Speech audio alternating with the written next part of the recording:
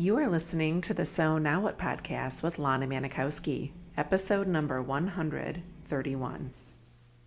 So now what? These three words raced through my mind time and time again during my journey through fertility treatments. I tried desperately to have a child, but never was able. I yearned for a community to join that could understand my struggles. I couldn't find one, so I created one with the So Now What podcast. I love that you found us.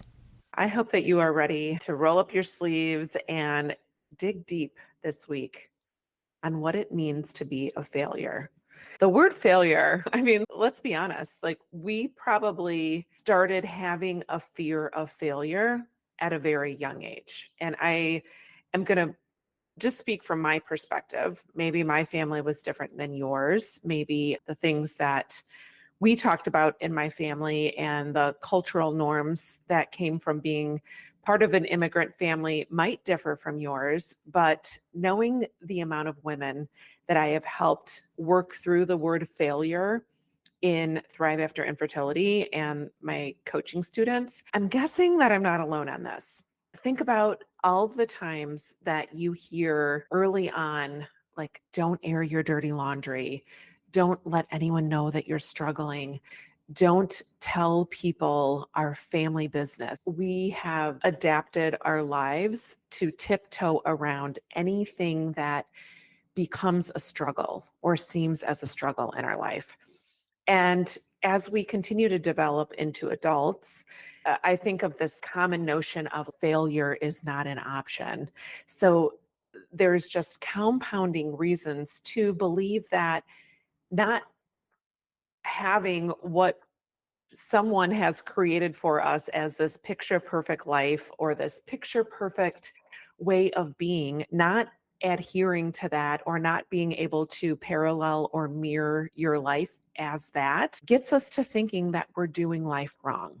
And it became more apparent to me as I was navigating IVF and infertility treatments that I was not good at being adherent and being on time and being observant of my protocols and the timing of my shots and medications and ovulation cycles and all of these things that we have taken this idea of how to do things right, how to make a baby right, how to go through IVF right, and created this notion that we as individuals aren't doing infertility correctly.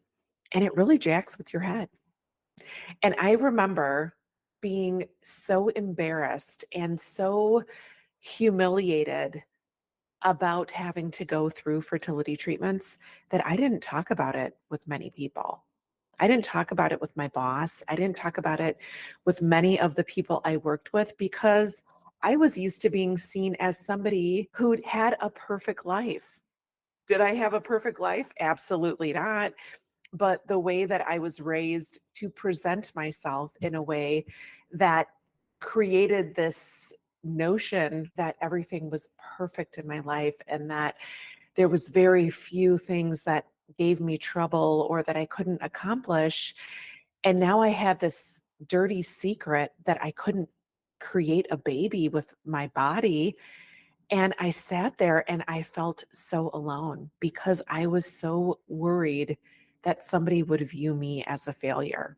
So if that's something that you can relate to, thank you for being here today because I want to tell you how I've been able to transition that. The first thing I remember when I decided to become a certified life coach, I remember going through practicum hours with one of my people in my cohort who actually was an OBGYN, and she was working on becoming a life coach as well. So she understood some of the things that I was talking about when I would talk about infertility and my desire to support women who became childless after IVF failed or childless after infertility.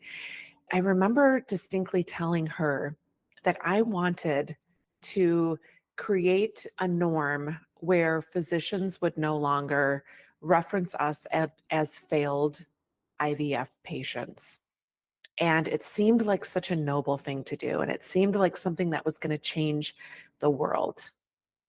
And I remember thinking about that. She didn't really say anything about it, but having been working in the medical field for the last 20 years of my life myself, I started to think about what that would do for women and how that could help women if they didn't hear themselves. And maybe, you can relate to this too, when someone was describing your cycle and it was a failed cycle, or somebody talks about you as a failed fertility patient, that word of failure just really gets deep down in there, and it really set something off in me that would just physically get me to shudder, because like, how dare someone think of me as failed or a failure?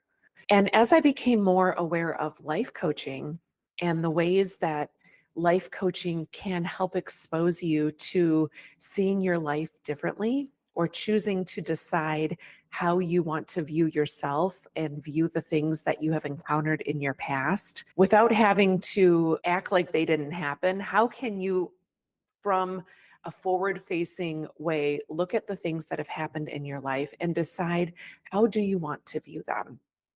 Do I want to view myself as a failed woman, as a failed employee, as a failed wife, as a failed anything, because fertility treatments failed me? And the answer is no.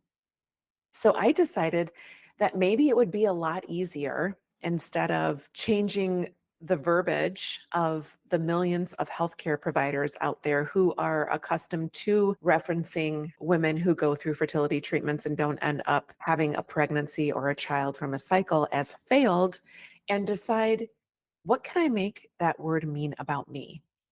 And this is where the skies started to open up. And I started to realize that it was much easier to decide how I wanted to relate to that word. Do I love that word now? No. Do I wish it would change? Yes. But if I'm going to spend energy on changing things in the world, can I start with changing my vision of myself? And the ability that we have as women who have gone down this path to decide that we want to align ourselves with a different way of thinking is some of the most freeing work. In my personal case, to me, it was the most significant knowledge that I gained to be able to change my life myself and not have to wait for language to change, to decide that the way I was talking about my story and the way that I was talking about my life was in a way that made me feel proud and made me feel as though I was somebody who was not a failure. I want that for every woman. I want women to know the ownership that they can have in words that are offered to them. That's why you hear me talk a lot about things people say and how we respond to them. I am going to be announcing this awesome new resource that I am going to be providing for women who are on my mailing list for free. It's all about the things people say and how to handle them. It's the first of its kind, this type of resource that I have created solely for you. Follow me if you want to get in on getting that free resource, and I'll get it to you. You'll be seeing stories. You can DM me, anything like that. But back to the fact that we can manage things people say to us and not like them, but not end up not liking ourselves because of words that people say. And when it comes to feeling like a failure, a lot of that, of course, is because we have been accustomed to believing that failure means that we have done something wrong. And I want to tell you that during your fertility treatments or your diagnosis or whatever brought you to a place that you are somebody who is childless, not by choice, there is nothing that you have failed. I see you as such a beautiful light. I see you as somebody who was willing to go out of their place of comfort, somebody who was willing to show up repeatedly, even knowing that the chances were not 100% of success, yet you were willing to show up. Like, to me, that is not a failed person. To me, that is somebody who inspires others. And that is somebody who is focused on working towards something, even if they don't know the outcome. So, as you're thinking about this language out here, you'll notice in a lot of the stuff that I write, in a lot of the ways that I reference infertility, I don't say that when I failed IVF, I say that when IVF failed. So, even that little change in who I'm putting the onus on for me gives me a lot more freedom to believe that it wasn't my fault. I didn't fail fertility treatments. Fertility treatments failed me. So I hope that this helps you this week. And if this is something that you want to dig a bit deeper into, I am so excited to tell you about the Thrive After Infertility Mastermind, my recent advanced certification in grief and post traumatic growth, which is a term that I didn't even know existed until I joined the world of coaching.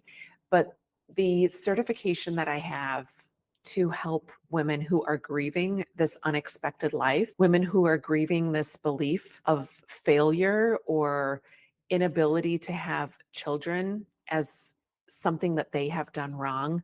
I am so excited to bring you Thrive After Infertility. I'm calling it Thrive 2.0 because it is going to go so deep and bring you to a place where you can start to truly feel like you can thrive and feel fulfilled even if you didn't have the children that you dreamed of. So my next class is starting in October. I promise you that it is filling up fast. People who have been wanting to work with me and wanting to get to this place where they feel like they are themselves again and feel free of all this weight that they have been carrying around, both emotionally and physically through fertility treatments. So if that is something that you are interested, I encourage you to go to lanamanikowski.com and click on the Work With Me page, and you will learn all about Thrive. There's just a quick survey that you fill out just to make sure that what you are seeking is something that I'm able to give. But I want you to just know that you don't have to believe that you have failed at anything. So I hope that you have a beautiful week. I love you. And remember that it's never too late to discover your meaning. I'll talk to you next week.